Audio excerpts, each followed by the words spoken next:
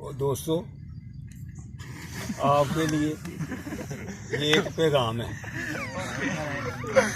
आपके लिए। ये देखो हैं, हम तो चले चले आप चक्कर भी लगा के आ गए हैं। इधर आए आप, हाँ सिगरेट की बजाय आप देखो नहीं यार तरीका भी दस लिया। ये देखो पिछू फड़ो पिछू। अच्छा चलो हुन खिचो गाय हार्ड हो जांदा भाई देखो हार्ड होंदे जिन्ने पैसे ने मेरे को लइए क्यों जी ਉਹ ਸਵਾਲ ਗੋਤਾ ਲੱਗੇਗਾ ਮੈਂ ਬੁੱਢੇ ਬੰਦੇ ਤੁਸੀਂ ਉਹ ਗੋਤਾ ਜਿੰਨਾ ਵੀ ਲੱਗ ਜਾਏ ਤੁਸੀਂ ਉਹ ਜਾਣੇ ਗੋਤਾ ਜਿੰਨਾ ਵੀ ਲੱਗੇਗਾ ਲੱਗ ਜਾਓ ਓਏ ਥੱਲੇ ਨਹੀਂ ਲਾਣਾ ਇੰਜ ਹਾਰਡ ਹੋ ਜਾਣੀ ਹਾਰਡ ਹੋਏ ਨਾ ਫਿਰ ਫਾਇਦਾ ਕੋਈ ਨਹੀਂ ਬਾਬੇ ਖਿਚੋ अच्छा ਖਿਚੋ ਗਾਂ अच्छा कहाँ खींचने ਉਹ ਗਾਂ ਖਾਇਆ ਕਰੋ ਖਾਇਓ यार बात ये है मेरी एक बात सुन लेनी है 2 मिनट। जो कुछ मर्जी पियो उसका आपको कोई फायदा नहीं है। सिगरेट पियो, बादाम पियो, ये हुक्के पियो, ये फीम पियो, ये चर्च पियो, जो भी कुछ पियोगे रहने दो, पैसे खुद दूंगा, इनका कोई फायदा नहीं है। फायदा किस चीज का है जो आपको बतलाने लगा हूं। अगर आपने वो पी लिया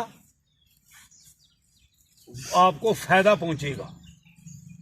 किस चीज का फायदा है? गुस्सा पीने का। किस चीज का फायदा है? सुनो, किस चीज का फायदा है? गुस्सा पीने का। जिसने गुस्सा पी लिया उसने समझो कि ये सारे पी लिए चीजें। तो ये जो चीजें हैं ना, सिगरेट पीना, चर्च पीना, शीशा पीना, पाउडर पीना, ये हमें किधर ले जाते हैं? तबाही की तरफ। अगले पासे लाइन बिल्कुल किधर लेके, इधर पता किधर लेके जाना है? इधर किधर लेके जाना है? जब आपकी शादी होगी ना तो आपने किधर जाना है? आपने जिधर बाहर का दरवाजा है ना आपने उस तरफ जाना है। तो बीवी ने किधर से पकड़ना है? पीछे से। और उतर दे इधर आ, उन्हें पिछों पड़ना, उतर दे इधर आ, किथे जाना? मेरे नाल शादी की थी दिया हैं। अगर तुसा शादी करानी है, तुसा शादी करानी है तो इस चीज हाँ बिल्कुल इस चीज तो छड्डना गल इस चीज नूं छड्डना है।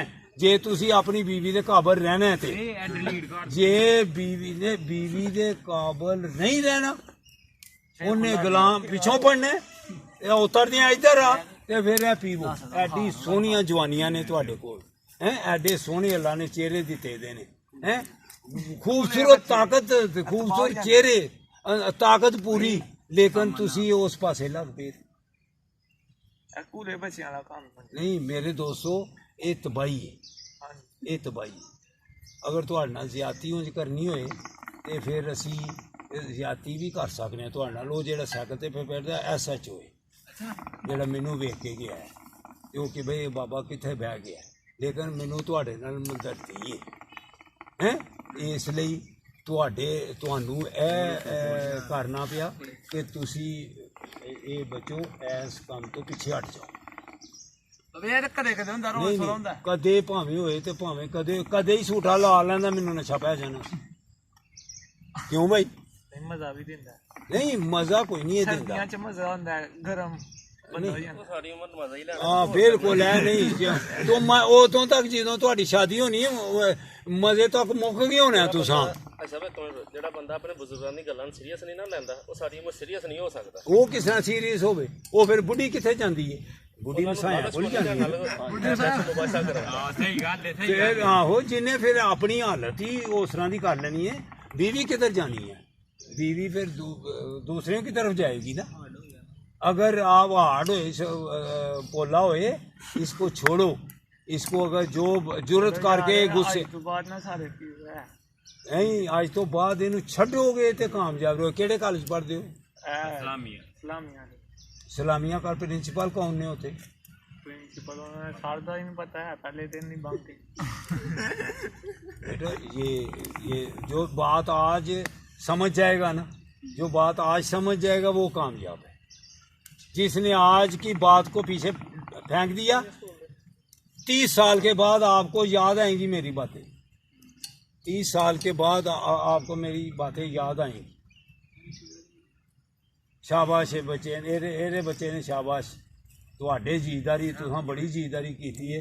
तुहाडे बई उसदा दी शाबाश देने आ कि वेने तुहाडियां बीवियां कोल रहणगियां इंशाअल्लाह ताला। जेड़ा बच्चा बच जाएगा उन्हां दियां बीवियां कोल रहणगियां ते जो जिन्हां ने अपनी हिम्मत खत्म कर लई वो आप खत्म हो गए। हाँ जिंदाबाद जिंदाबाद। अच्छा नहीं भाई वो वापस ले लिया जिंदाबाद। हाँ नहीं वो ऐसे फन नहीं ना को ऐसे फन नहीं ते उन्हें समझ मैनू पिछों कम से कम अद्धे बच्चे समझ गए। जेड़े बच्चे समझे ने उन्हां दे माँ बाप भी उन्हां दे राजी होणगे, उन्हां दी माँ बाप दियां दुआवां उन्हां दे नाल होणगियां। ते जे तुसां जेड़ा ना समझिया, जेड़ा समझ गया छोटे बंद कर दी है कि नहीं चलदा पे। जेड़ा समझ गया ना, जेड़ा समझ गया वो इंज चलेगा। जेड़ा समझ